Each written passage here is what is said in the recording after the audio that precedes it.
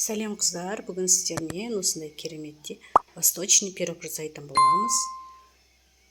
Бізге керек нәрселердің барлығын толықтай описание бөліміне қалдыратын боламын.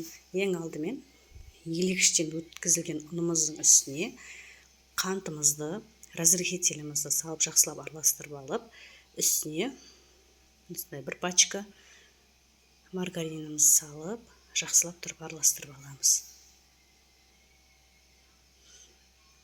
Үстіне бір жұмыртқамызды салып, онда жақсылап араластырамыз. Қыздар, қамырдың басы бүркенше илеп аламыз жақсылап. Бізде осындай үгітілген қамыр шығу керек. Песочное тесто дейміз ғой, осындай. Қамырымыз дайын болғаннан кейін пакетімізге салып, холодильникке 30 минутқа қойып аламыз.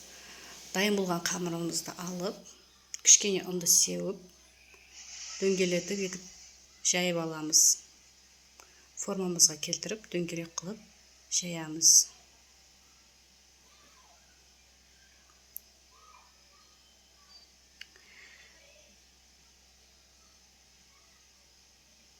Менде қыздар 22 диаметрлік форманың астына фольганы төсеп аламыз.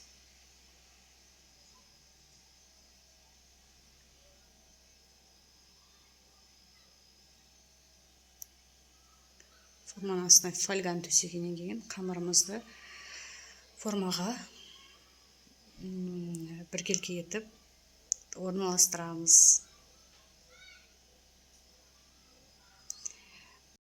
Қамырымыздың астын осылай вилкамен тесіп алатын боламыз, қыздар.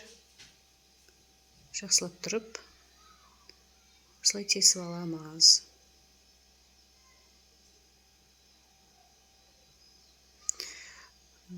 Қамырымыздың үстіне жаңғағымызбен мейізімізді араластырып, жақсылап орналастырамыз. Жайып аламыз. Қыздар, сіздер кез келген кептірілген жеміс түрін пайдалансаңыздар болады. Өздеріңіз қалағандай, жақсы көретіндей. Және осылай сгущенкамызды үстіне құйып, біркелкі етіп орналастырып шығатын боламыз. Қыздар, осы 3 желанияның сгущенкасын пайдалансаңыздар, өте керемет дәмді болады.